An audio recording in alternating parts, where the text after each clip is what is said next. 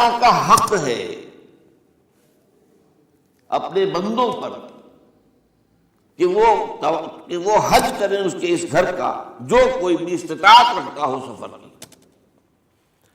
اگر زیادہ راہ ہے، خرچہ ہے، جانے آنے کے اخراجات مہیا ہیں، اور یہ کہ آپ پیچھے جن کو چھوڑ کر جا رہے ہیں ان کے لیے بھی اتنے وقت کا جو ہے وہ انتظام ہے کھانے پینے کا، گزارے کا، نان نفقے کا، تو آپ پر حج فرض ہو گئے. اب اگر اس فرضیت کے بعد کوئی شخص تاخیر کرتا ہے تو وہ بڑے گناہ میں مبتلا ہے. جیسے ہی فرضیت ہو جائے، پہلا کام جو ہے، پہلا قرض جو ہے، یوں سمجھیے یہ اللہ کا قرض ہے بندوں پر. یہ لام جو آتا ہے، لام اور اعلیٰ، لام کسی کے حق کے لیے، اعلیٰ کسی کے اوپر حق ہونا. وَلِلَّهِ عَلَى النَّاسِ حِجُّ الْبَيْتِ مَنِ اسْتَطَاعَ إِلَيْهِ سَبِيلًا. یہ تو اللہ کا حق ہے لوگوں پر، لوگوں کے ذمے. یہ قرض ہے اللہ کا کہ اس کے گھر کا حج کریں، جائیں، طواف کریں، اور جو بھی اس کے مناسک ہیں ادا کریں، اور وہیں پر قربانی کا بھی ہے. لِيَشْهَدُوا مَنَافِعَ لَهُمْ وَيَذْكُرُوا اسْمَ اللَّهِ فِي أَيَّامٍ مَّعْلُومَاتٍ عَلَىٰ مَا رَزَقَهُم مِّن بَهِيمَةِ الْأَنْعَامِ فَكُلُوا مِنْهَا وَأَطْعِمُوا الْبَائِسَ الْفَقِيرَ. اسی کے اندر جو ہے مناسک کے اندر قربانی بھی ہے. افریقہ میں آپ کو معلوم ہے، شمالی افریقہ میں زیادہ تر لوگ جو ہیں جیسے کہ ہندوستان پاکستان میں ویسے ہیں، لیکن آپ جنوب میں چلتے جائیے تو رنگ گہرا ہوتا چلا جائے گا، انتہائی سیاہ رنگ وہ بھی ہے. سب آ رہے ہیں، شکلیں جدا ہیں، زبانیں جدا ہیں، لیکن سب کے سب جو ہے ایک ہی نغمہ ان کی زبان پر ہے ایک ہی نغمہ، کہیں واضح کہیں مبہم. وہ ایک ہی مذہب، لبیک اللہم لبیک لبیک لا شریک لک لبیک ان الحمد والنعمت لک والملک لا شریک لک. اب یہ ترانہ ہے، توحید کا ترانہ ہے، اور گونج رہی ہے اس وقت. آپ اندازہ نہیں کر سکتے کہ وہ پوری سرزمین گونج رہی ہوگی اس ترانے کے ساتھ، کیونکہ تھوڑی تھوڑی دیر کے بعد نئے قافلے داخل ہو رہے ہیں. ابھی ایک قافلہ جو ہے اس نے صحیح مکمل کی ہے، شامل ہو گیا، بلکہ اس کے دوران ابھی اس کا ختم نہیں ہوا کہ تیسرا قافلہ چلا رہا ہے.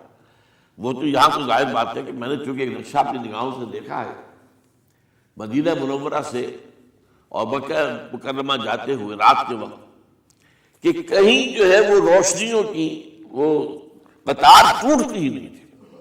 مسلسل معلوم ہوتا ہے کہ سڑک کے اوپر گاڑی ہے، مسلسل، کہیں اس کے اندر وقفہ ہے ہی نہیں. اتنے بڑے پیمانے پر لوگ جمع ہو رہے ہیں. زبانیں جدا ہیں، ایک دوسرے کی زبان نہیں سمجھتے، لیکن ایک زبان اور بھی ہوتی ہے جو بغیر بولے سمجھ میں آتی ہے. اس سے معلوم ہوتا ہے سب کے لیے محبت ہے. ہمارے بھائی ہیں تمام مسلمان، بعض کے اندر یہ محبت کا جذبہ زیادہ ہے. ترکوں میں انڈو پاکستان کے لوگوں کے لیے بہت محبت ہے. اب وہ بات تو نہیں کر سکتے، سمجھا نہیں سکتے، لیکن ان کی آنکھوں سے، ان کے انداز سے وہ محبت ٹپکی پڑتی. تو عالمگیریت جو ہے اسلام کی، ہمگیریت، عالمگیریت، آفاقیت، اس کا جو مظہر نظر آتا ہے وہاں. پھر یہ کہ ہمارے یہاں کی جتنے بھی فرقہ بندیاں ہیں وہ وہاں ختم ہو جاتی ہیں. وہاں اہل حدیث ہیں، حنفی ہیں، مالکی ہیں، شافعی ہیں، حنبلی ہیں. یہ کام بھی کیا ہے آ کر انہوں نے آل سعود میں، ورنہ اس سے پہلے جو ہے وہ 4 مصلے علیحدہ تھے وہاں پر، 4 جماعتیں علیحدہ ہوتی. یہ حنفی مصلح ہے، یہاں پہ حنفی امام ہے وہ پڑھائے گا. یہ شافعی مصلح ہے، شافعی امام ہے وہ نماز پڑھائے گا. یہ جو ایک تفریق تھی وہاں بھی موجود تھی، انہوں نے ختم کیا. ایک امام کے پیچھے جماعت ہوگی، اسی میں حنفی بھی ہیں، مالکی بھی ہیں، شافعی بھی. کچھ ہیں لوگ جو زیادہ، جن کے اندر کچھ زہر زیادہ گھل گیا ہے فرقے واریت کا، وہ پھر نہیں نماز پڑھتے، وہاں پر محروم رہتے. اس کی فضیلتوں کو چھوڑ کر جا کر کہیں اپنے جو ہے گھروں پر جہاں ٹھہرے ہوئے وہاں جا کے نماز پڑھ لیتے ہیں کہ یہ جو ہے وہابی ان کے پیچھے ہماری نماز نہیں ہوتی. لیکن نہیں، عام طور پر ایسا نہیں ہے. عام طور پر سب لوگ جمع نماز پڑھو. اور ایک سب سے بڑا مشاہدہ جو ہوتا ہے، جو مجھے سب سے پہلے ہوا تھا پہلے حج میں، یہ 1962 کی بات ہے، تو میں نے محسوس کیا یہ نماز کے اندر اختلافات جو ہے اسلام مسلمانوں میں صرف اتنے ہیں کہ جس سے جماعت نہیں ٹوٹتی. اختلافات ہے، رفع یدین ہے یا نہیں ہے، آمین بالجہر ہے یا نہیں ہے، اختلافات تو ہیں، لیکن جماعت نہیں ٹوٹتی۔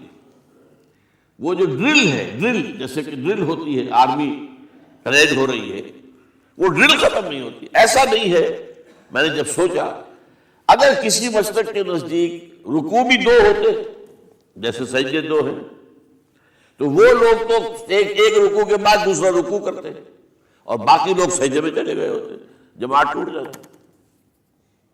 یا اگر کسی کے نزدیک ہر رکعت کے اندر جیسے رکوع ایک ہے، سجدہ بھی ایک ہی ہوتا، تو کچھ لوگ تو ایک سجدہ کر کے کھڑے ہو جاتے اور دوسرے لوگ جو ہے دوسرا سجدہ کر رہے ہوتے، جماعت ٹوٹ جاتی۔ تو یہ میں سمجھتا ہوں کہ کس کی حکمت ہے، کس نے یہ طے کیا کہ ٹھیک ہے آپ میں رنگا رنگی بھی ہو، اے ذوق اس چمن کو ہے زیب اختلاف سے، اختلاف بھی ہے، رفع یدین بھی ہو رہا ہے، آمین بالجہر بھی ہو رہا ہے، نہیں بھی ہو رہا ہے، سب کچھ ہے، لیکن وہ اجتماعیت نہیں ٹوٹ رہی۔ یہ وہ یوں سمجھیے کہ یہ زندہ معجزہ ہے اسلام کا کہ 1400 برس بیت گئے ہیں اور کتنے بڑے علاقے میں یہ اسلام پھیلا ہے، اور یہ کہ مختلف مسالک وجود میں آئے، اس میں کوئی شک نہیں ہے۔ حنفی ایک علاقے کے اندر آپ کو ملیں گے صرف شافعی، ہندوستان کا بھی مغربی ساحل کے صرف شافعی ملیں گے آپ کو۔ اس سے آگے آپ جائیے، کیونکہ یہ عرب تاجروں کے ذریعے سے ایمان لائے ہیں، یہ لوگ سری لنکا کے لوگ ہیں، انڈونیشیا کے لوگ ہیں، ملیشیا کے لوگ، سب شافعی ہیں۔ ہندوستان میں چونکہ اوپر سے شمال سے آیا ہے اسلام، یہ ترکوں کے ذریعے سے آیا ہے، اور وہ کٹر حنفی تھے، یہاں حنفیت آئی۔ ترک جو ہے کٹر حنفی، یہ ترکی تو تھے جو آئے تھے۔ یہ کون تھا؟ محمود غزنوی کون تھا؟ سبکتگین کون تھا؟ الپتگین کون تھا؟ بختیار کاکی کون تھا؟ قطب الدین بختیار، یہ کون تھے؟ سب ترک۔ اور ترک بھی کون؟ غلامان، خاندان غلامان، یاد کیجیے۔ لیکن بہرحال ان کے ذریعے سے جو اسلام ان کے ساتھ آیا ہے وہ خالص حنفی اسلام، کوئی حل نہیں۔ وہاں جا کر سب جمع ہو جاتے ایک وحدت کے اندر۔ تو یہ چند مشاہدات وہاں کے ہوتے ہیں جو ہماری ظاہری آنکھوں کو بھی نظر آ جاتے ہیں، جس کا کہ قلب کے اوپر بڑا گہرا اثر پڑتا ہے۔ اب میں ایک موضوع لے رہا ہوں، یہ جو قربانی کا مسئلہ ہے، اس کے بارے میں ایک زمانے میں تو بہت منکرین حدیث کی طرف سے اس کے خلاف بڑی جو ہے ایک مہم چلی تھی کہ ختم کیا جائے اس کو۔ یہ خام خواہ جو ہے خرچ ہوتا ہے بہت بڑا، اور ضائع ہوتا ہے گوشت، اتنے بڑے پیمانے پر گوشت ہوتا ہے، کھایا نہیں جاتا۔ اچھا، ایک زمانے میں فریج بھی نہیں تھے، یہ بھی نہیں کہ آپ محفوظ کر دیں، گوشت ضائع بھی ہو سکتا تھا، اور بھی چیزیں جو ہے وہ گوشت کی وہ صحیح طور سے استعمال نہیں ہوتی تھی۔ تو اس کے اوپر بڑا پروپیگنڈا منکرین حدیث کا رہا کہ یہ جو ہے قربانی صرف حج کے موقع پر ہے۔ میں اس کی نفی کے لیے آج آپ کو بتا رہا ہوں کہ سورہ حج کے اندر جو 2 رکوع ہیں، ایک چوتھا ایک پانچواں، چوتھے رکوع میں بھی قربانی کا ذکر ہے، پانچویں میں بھی قربانی کا ذکر ہے۔ یہ ایک دم جو ہے ایک جگہ پر جو 2 طرح کی قربانیوں کا ذکر ہو رہا ہے، یہ کیوں ہو رہا ہے؟ چوتھے رکوع میں وہ مناسک حج کے ساتھ اس کا ذکر ہے، وہاں جو فرمایا گیا لِيَشْهَدُوا مَنَافِعَ لَهُمْ وَيَذْكُرُوا اسْمَ اللَّهِ عَلَى مَا رَزَقَهُم مِّن بَهِيمَةِ الْأَنْعَامِ فِي أَيَّامٍ مَّعْلُومَاتٍ عَلَى مَا رَزَقَهُم مِّن بَهِيمَةِ الْأَنْعَامِ فَكُلُوا مِنْهَا وَأَطْعِمُوا الْبَائِسَ الْفَقِيرَ۔ وہاں پہ قربانیاں دو، پھر اللہ کا نام لو، ان جانوروں پر جو اللہ نے تمہیں عطا کیے ہیں، اور جو معین دنوں کے اندر دو، فی ایام معلومات، اور پھر اس میں سے خود بھی کھاؤ، اور جو ہے جو جیسے صدقہ کا گوشت ہوتا ہے وہ نہیں ہے، وہ قربانی کا گوشت ہے، اس میں سے آپ خود بھی کھائیں اور غرباء کو کھلائیں، غریبوں کو دیں، مساکین کو دیں۔ تو پورا حکم آ چکا ہے چوتھے رکوع کے اندر۔ پانچواں رکوع پورا کا پورا جو ہے وہ عید الاضحیٰ پر ہے میرے نزدیک۔ یہی حکمت صوم کے بارے میں ہے کہ وہاں جب ایک حکم تکرار کر کے آیا کہ پہلے فرما دیا گیا فَمَنْ كَانَ مِنْكُمْ مَرِيضًا أَوْ عَلَىٰ سَفَرٍ فَعِدَّةٌ مِّنْ أَيَّامٍ أُخَرَ، اگر بیمار ہو کوئی اور یہ یا کہ سفر پر ہو تو تعداد دوسرے دنوں میں پوری کرے۔ پھر کیا وجہ دوبارہ آ رہا ہے؟ شہر رمضان الذی انزل فیہ القرآن ھدی للناس وبینات من الھدی والفرقان فمن شہد منکم الشہر فلیصمہ ومن کان مریضا او علی سفر فعدۃ من ایام اخر. کیوں؟ یہ تو ادبی اعتبار سے یہ کلام کا عیب شمار ہوتا، تکرار بلا کسی سبب کے. نہیں، سبب کے بغیر نہیں. وہاں کیا تھا؟ وہاں ان دو رعایتوں کے ساتھ تیسری بھی شامل تھی کہ اگر صحیح ہو اور مقیم ہو پھر بھی روزہ نہ رکھو تو ایک مسکین کو کھانا کھلا دو. یہ رعایت ختم ہوئی ہے رمضان کے روزے کے ساتھ. اب رکھنا پڑے گا روزہ، اور اگر بیمار ہو یا سفر پر ہو تو ٹھیک ہے، دوسرے دنوں میں پورا کرو. پورا کرنا لازم ہے اس کو. تو یہ چیز جو ہے یہ در حقیقت کسی وجہ سے ہوتی ہے. بالکل یہی بات ہے سورہ حج کے چوتھے رکوع کے اندر وہ جو قربانی ہے حج کے ساتھ اس کا ذکر آ چکا. اب سنیے یہ جو آ رہا ہے، فرمایا وَلِكُلِّ أُمَّةٍ جَعَلْنَا مَنْسَكًا. ہر امت پر ہم نے ایک جو ہے قربانی کا معاملہ نازل وہ جو ہے فرض کیا ہے.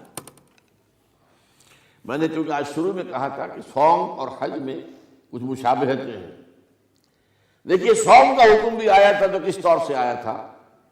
یا ایھا الذین آمنوا کتب علیکم الصیام کما کتب علی الذین من قبلکم لعلکم تتقون. اہل ایمان تم پر روزہ رکھنا فرض کیا گیا جیسے کہ فرض کیا گیا تھا ان پر جو تم سے پہلے تھے. یہاں پر اسی حوالے سے بات ہو رہی ہے کہ اے مسلمانوں یہ قربانی صرف تم پر فرض نہیں کی جا رہی، یہ تو ہر امت پر، ہر نبی ہر رسول کی امت. وَلِكُلِّ أُمَّةٍ جَعَلْنَا مَنْسَكًا لِيَذْكُرُوا اسْمَ اللَّهِ عَلَيْهَا، تاکہ وہ نام لیں اللہ کا، عَلَىٰ مَا رَزَقَهُم مِّن بَهِیمَةِ الْأَنْعَامِ، جو کچھ اللہ تعالیٰ نے انہیں رزق دیا ہے. یہ چوپائے جو ہیں حیوانات قسم کے، ان پر اللہ کا نام لے کر چھری پھیری جائے، اللہ کے نام سے ان کو ذبح کیا جائے. فَإِلَٰهُكُمْ إِلَٰهٌ وَاحِدٌ فَلَهُ أَسْلِمُوا. تو یہ جان لو کہ اس قربانی کی اصل روح کیا ہے؟ وہ یہ ہے کہ اللہ تمہارا ایک الہ ہے، اسی کے سامنے تمہیں سر جھکانا ہے. یہ روح تقویٰ اگر نہیں ہوگی تو یہ قربانی بے معنی ہو جائے گی.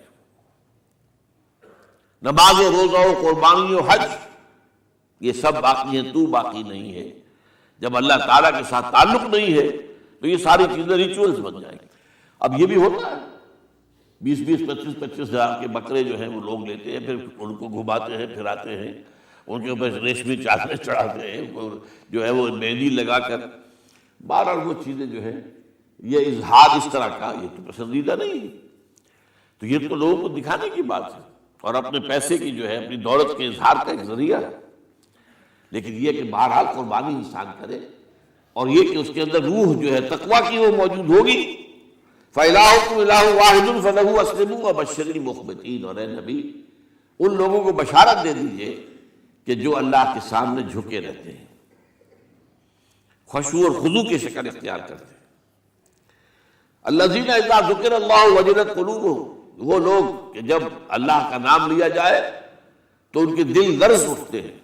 وَالصَّابِرِينَ عَلَىٰ مَا أَصَابَهُمْ، اور صبر کرنے والے جبکہ اس چیزوں پر کہ جو اللہ کی طرف سے ان پر آ گئی، وہ مصیبتیں، کوئی تکالیف. والمقیم الصلاۃ، اور نماز کو قائم کرنے والے. ومما رزقناہم ينفقون، اور جو کچھ ہم نے انہیں دیا ہے اس میں سے خرچ کرنے والے. یہ ایک نظام ہے پورا کا پورا جو شاید میں بیان کر دیا گیا. اس کا ایک جز جو ہے وہ یہ بھی ہے وَلِكُلِّ أُمَّةٍ جَعَلْنَا مَنْسَكًا.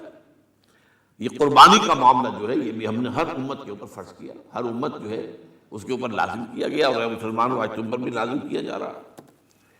وَالْبُدْنَ جَعَلْنَاهَا لَكُم مِّن شَعَائِرِ اللَّهِ. اور یہ جو قربانی کے اونٹ ہیں، یہ خاص طور پر چونکہ عرب میں تو اونٹ کی قربانی ہوتی تھی، دوسرے جانور تو وہاں کم ہوتے ہیں، اور بہرحال ان کی قیمتی متاع بھی اونٹ ہے. وَالْبُدْنَ جَعَلْنَاهَا لَكُم مِّن شَعَائِرِ اللَّهِ، یہ اللہ تعالیٰ کے شعائر میں سے. یہ اونٹ جو ہے یہ قربانی کا اونٹ ہے، یہ مکے لے جایا جا رہا ہے، یا یہ بکرے اور یہ مینڈے جو ہیں یہ قربانی کے ہیں، یہ وہاں جا رہے ہیں. تو یہ بھی گویا کہ ایک طرح سے اللہ کی نشانیاں بن جاتی ہیں. ان کے حوالے سے اللہ تعالیٰ کا ایک تصور اور اللہ تعالیٰ کے ساتھ ایک ذہنی رشتہ قائم ہوتا ہے. لیکن فیہا خیر، تمہارے لیے اس میں خیر ہے، بھلائی ہے. چنانچہ جب وہ جاتے تھے حج کے لیے تو جو بھی ان کے ساتھ دودھ دینے والا جانور ہے قربانی کی نیت ہے، لیکن دودھ جو ہے اس کا استعمال کر سکتے ہیں درمیان میں. اور بھی کوئی اگر ان کی کوئی چیزوں سے فائدہ اٹھانا ہو لکم فیہا خیر فاذکروا اسم اللہ علیہا، تو اب ان کا اللہ کا نام لو اس کے اوپر، صاف صفے باندھ کر وہ اونٹ کھڑے ہوتے ہیں اور ان کو نحر کیا جاتا ہے۔ آپ کو معلوم ہے ذبح نہیں ہوتا اونٹ، اتنا بڑا جانور ہے، گردن کتنی موٹی ہے، اس کا ذبح کرنا بڑا مشکل ہے، نحر کہتے ہیں اس کو۔ کھڑا ہے اونٹ اور ایک برچھا، چھوٹا سا برچھا ہے جو اس کے یہاں گردن کے یہ جہاں آ کر دونوں ہستیاں ملتی ہیں وہاں پر مارا جاتا ہے، اور یہاں سے جو بہت بڑی وین ہے وہ در حقیقت ایورٹا، وہ جو ہے ختم ہوتا ہے، تو وہاں سے خون کا پھر فوارہ آتا ہے، اور اس کے